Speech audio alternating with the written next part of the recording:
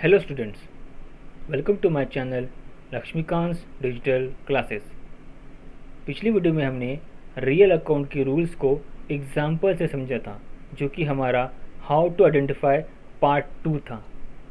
उस सेशन में हमने रियल अकाउंट के रूल्स को एग्जाम्पल से हमने एक्सप्लेन किया था कि रियल अकाउंट के रूल्स को कैसे हम इस्तेमाल कर सकते हैं एंट्री पास करते वक्त।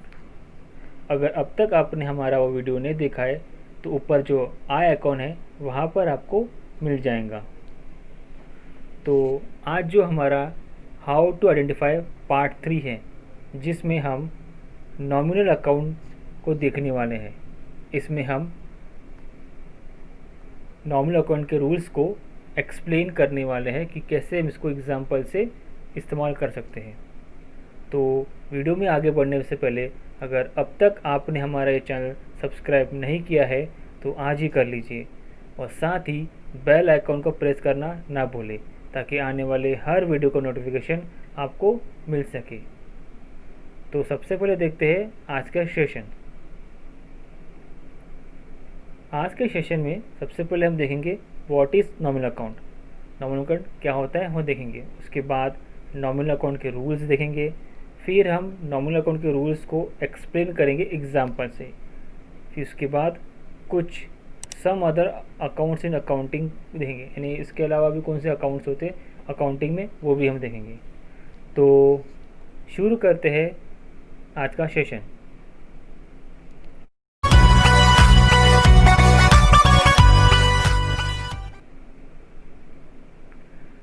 तो अब देखते हैं, पहले है what is nominal account. These accounts are related to income or gains and expense and losses। मतलब कि ये अकाउंट इनकम और गेन्स और एक्सपेंस और लॉसेस से रिलेटेड होता है।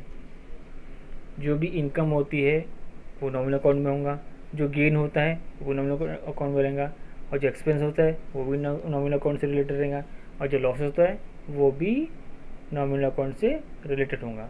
मतलब अगर इनकम है तो नॉमिनल अकाउंट, एक्सपेंस है तो नॉमिनल अकाउंट, गेन्स है बिजनेस में तो नॉमिनल अकाउंट, और अगर लॉसेस है तो नॉमिनल अकाउंट। उसका एग्जांपल देख लेते हैं। सबसे पहले देखते हैं इनकम क्या क्या। इनकम क्या है, जैसे कमीशन रिसीव्ड अकाउंट, ये इनकम हो गया। मान लो कोई फर्म है जिसका जो कमाई है वो कमीशन सही होता है, तो जो उसको कमीशन मिलेगा वो उसके लिए इनकम रहेगा। उसी तरह इंटरेस्ट, कोई इंटरेस्ट है ना, कोई अगर लोन दे रहा है प्राइवेट वाला तो उसका इनकम क्या हो गया, इंटरेस्ट, तो वो भी इंटरेस्ट से भी हो गया इनकम में। फिर आता है गेंस। गेंस क्या हो गया, सेल ऑफ इन्वेस्टमेंट, इन्वेस्टमेंट को सेल किया या कोई लीगल सेटलमेंट है, ये गेंस में आ गया। उसके बाद एक्सपेंसेस क्या आ गया, जैसे salary account, wages, rent account, यानी जो भी खर्चा देते हैं, जो खर्चा है, जो सैलरी हम देते हैं एम्प्लॉय को वो एक खर्चा हो गया, जो वेजेस देते हैं वो भी एक खर्चा हो गया, और रेंट जो हम पे करते हैं, जो बिजनेस में जो रेंट पे करते वो भी आ गया इसमें। सो ये सब एक्सपेंस हो गया। अब लॉसेस क्या होता है, लॉसेस क्या होता है, sale of assets less than asset book value, यानी कि कोई एसेट जो सेल हुआ है बुक वैल्यू के। सपोज कोई एसेट है, सपोज कोई मशीनरी है, उसकी वैल्यू 10 लाख रुपीज़ है, उसकी वैल्यू 10 लाख रुपीज़ है, ये है उसकी बुक वैल्यू है किसी मशीनरी का, लेकिन हम उसको बेच रहे हैं 8 लाख पर, तो ये लॉस ही है ना अपना। बुक वैल्यू के लेस में बेचना मतलब लॉस है, ठीक है। अब देखते हैं नॉमिनल अकाउंट के रूल्स। नॉमिनल अकाउंट रूल्स क्या है, debit all expenses and losses and credit all incomes and gains, यानी जितने भी एक्सपेंसेस है या लॉसेस है वो डेबिट में आएंगे, और जितने भी इनकम्स और गेन्स है वो क्रेडिट में आएंगे, ठीक है। अगर एक्सपेंसेस रहा तो डेबिट बोलने का, और अगर लॉसेस रहा तो भी डेबिट, अगर इनकम से रहा तो क्रेडिट रहेगा, और गेंस रहा तो क्रेडिट रहेगा। ठीक है, अब इन नॉमिनल अकाउंट रूल्स को हम एग्जाम्पल से समझने की कोशिश करते हैं कि हम कैसे इसको इम्प्लाई करेंगे। तो यहाँ पे एग्जाम्पल है, सैलरी इशूड इन कैश ₹20,000। अभी सैलरी इशू किया गया है ₹20,000 कैश में। सो इसके दो इफेक्ट होंगे, दो अकाउंट्स क्रिएट होंगे, एक होगा सैलरी अकाउंट और दूसरा कैश अकाउंट। सो उसकी एंट्री कैसे होगी, salary account debit 20,000 to cash account credit 20,000। अब इस एंट्री को समझते हैं। जो सैलरी है वो क्या है, एक्सपेंस है। ठीक है, और रूल क्या है, debit all expenses and losses, इसलिए सैलरी कहाँ है, डेबिट साइड में। ठीक है, और जो कैश है वो गिवन है, यानी हमने दिया है कैश, यानी कि गोज आउट। और रियल अकाउंट का रूल क्या है, क्रेडिट व्हाट गोज आउट, तो कैश गया है और इसलिए उसका रूल क्या है, क्रेडिट व्हाट गोज आउट, इसलिए वो क्रेडिट साइड में। ठीक है, सो सैलरी एक्सपेंस है इसलिए डेबिट साइड में, और कैश जो है वो गया है, और रियल अकाउंट का रूल क्या है, क्रेडिट वॉज गोज आउट, इसलिए कैश को हमने क्रेडिट साइड में लिखा है। ठीक है, सो यहाँ आपने इस एग्जांपल में देखा है कि दो रूल अप्लाई हो रहा है, डेबिट साइड में नॉमिनल अकाउंट का रूल हो रहा है और क्रेडिट साइड में रियल अकाउंट का रूल हो रहा है। ठीक है, सो ये बातें हमें समझनी होंगी कि डेबिट में कौन सा रूल लगेगा और क्रेडिट में कौन सा रूल लगेगा, ये हमको समझना होगा। इसलिए हमको तीनों रूल अच्छे से समझना ज़रूरी है। कौन से rule, personal account, real account और नॉमिनल अकाउंट, ये तीनों रूल्स हमको याद होना चाहिए, तभी हम ये ट्रांजैक्शन की एंट्री अच्छे से कर पाएंगे। अब ये एक और रूल, एक और एग्जांपल लिखते हैं। इसमें क्या है, commission is received in cash ₹30,000। अभी कमीशन रिसीव हुआ है कैश में 30,000। सो इसके दो अकाउंट क्रिएट होंगे, एक होगा कमीशन रिसीव अकाउंट और दूसरा कैश अकाउंट। ठीक है, सो उसकी एंट्री कैसे होगी, cash account debit 30,000 to cash to commission received account credit 30,000। So क्या एंट्री है, cash account debit 30,000 to commission receive account credit 30,000। अब इस एंट्री को समझ लेते हैं।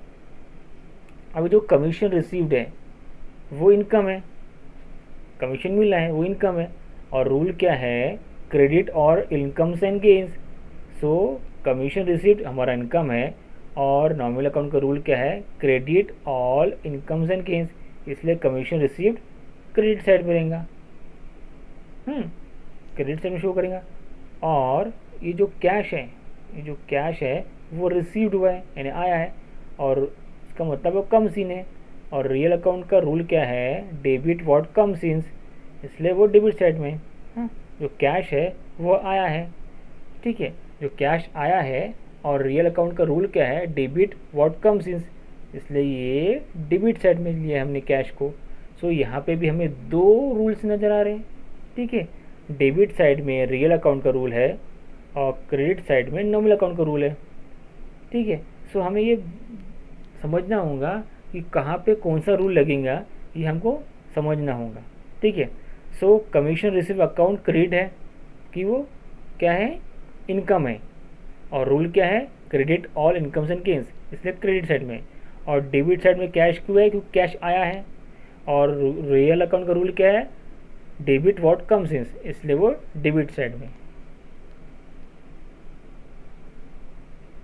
ठीक है, अब हम देख लेते हैं कुछ other account, some other accounts in accounting. इनके अलावा कौन से अकाउंट होते हैं। पहला है कैश अकाउंट। कैश अकाउंट कौन सा है, used for keeping records of payments done by cash, withdrawals and deposits.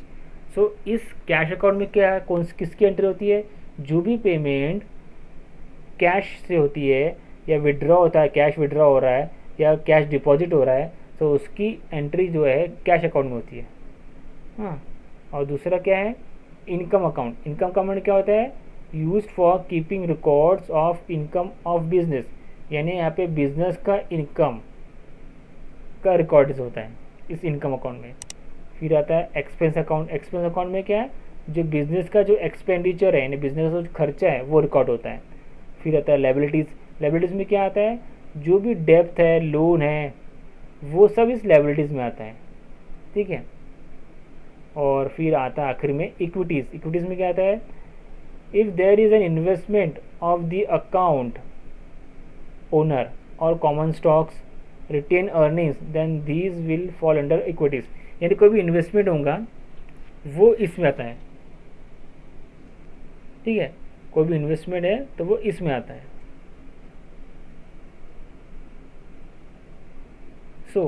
अगर आपको हमारा ये वीडियो पसंद आया है तो ये लाइक करें, शेयर करें वीडियो को, और कमेंट करें अगर आपको कोई डाउट होगा तो, या फिर कोई टॉपिक्स है जो आप चाहते हैं इस चैनल में इंक्लूड हो तो हम ज़रूर कोशिश करेंगे उसको इसमें इंक्लूड करने की। साथ ही सब्सक्राइब करें ताकि आपको नए वीडियोस जो आने वाले हैं उसके बारे में इंफॉर्मेशन मिल सके, और साथ ही बेल आइकन प्रेस करना ना भूलें ताकि तुरंत वो इन्फॉर्मेशन मिल सके कि कौन सा वीडियो हमने अभी अपलोड किया है। मिलते हैं अगले वीडियो में, तब तक के लिए नमस्कार।